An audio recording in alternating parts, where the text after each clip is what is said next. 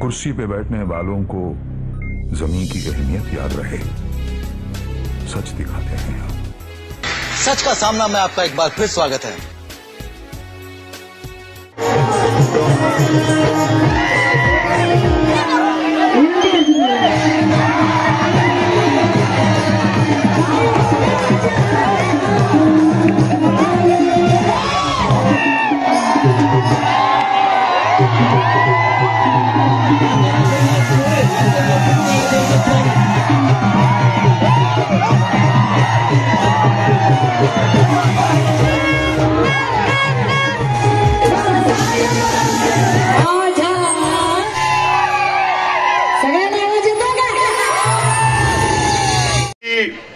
महात्मा फुले काकांना सुपूर्द करावं त्यांचं आयुष्य, त्यांचे सगळे दिवस, त्यांचं यश, त्यांचं जगत, त्यांचं शिक्षण, त्यांचं लग्न, त्यांचा प्रत्येक क्षण, त्यांचा आनंद, त्यांचा संसार, त्यांचे संस्कार, त्यांचं उदात्त धोरण आणि सगळं काही प्रत्येक क्षण बंडू काका आपल्या हातात त्याचे मुलांचे हात घेत आहेत, आजी कासूबाई यांचा हात घेत आहेत आणि आपण होतोय त्या सगळ्या या अतिशय महान अश्रू तरळत आहेत। कासू आजींच्या डोळ्यांमध्ये पाणी आलेलं आहे, डोळे पाणावलेले आहेत आणि ही पाणावल्या डोळ्यांचाच हा क्षण आहे। स्टेजवर असा अपूर्व क्षण कोणी पाहिला नसेल। मित्रांनो, परत एकदा सांगतो, पोटची मुलं सोडून जातात, आई बापांना ओळखत नाही, पोटची मुलं सांभाळता येत नाही, आई वडिलांना सोडून द्यावं लागतं। पण इथे किती गंभीर क्षण आहे। ज्या आवाजाने महाराष्ट्राला भुरळ घातलेले त्या डोळ्यामध्ये पाणी तरळतंय, त्या डोळ्यामध्ये पाणी तरळतंय। खरंच हा भावनाशील क्षण आहे, खरंच हा संवेदनशील क्षण आहे, अतिशय भावना प्रधान, अतिशय नाजूक पण अतिशय महत्वाचा।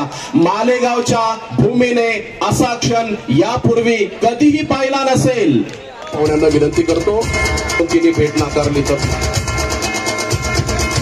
मोबाईलवर काहीतरी बघत होता। महानगरपालिकेमध्ये तडफदार गटन येते म्हणून ज्यांची ओळख आहे असे सुनील आबा, मालेगाव आणि पंचकुला कार्यकर्त्यांना विनंती करतो की त्यांनी पुरस्कार द्यावा।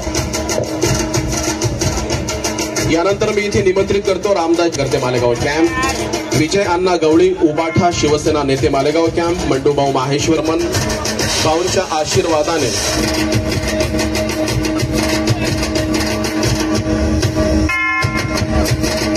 अशोकजी, राजर्षी छत्रपती शाहूजी महाराज आणि तुम्हा आम्हा सगळ्यांना उडण्याचं सामर्थ्य देणारे भारतरत्न डॉक्टर बाबासाहेब आंबेडकर या सगळ्या महामानवांची समतेची परंपरा सांगणारे आपण सगळे, त्यांच्या विचारांना प्रतिमांना आपण वंदन करतो। मी करायला घेतलाय आदरणीय या ठिकाणी आहे सगळे, सर्वांनी खाली बसा, दीड दोन मध्ये खाली बसून घ्या, उभं राहू नका सर, एक मिनिट, सर्वांनी खाली बसून घ्या, कृपया सहकार्य।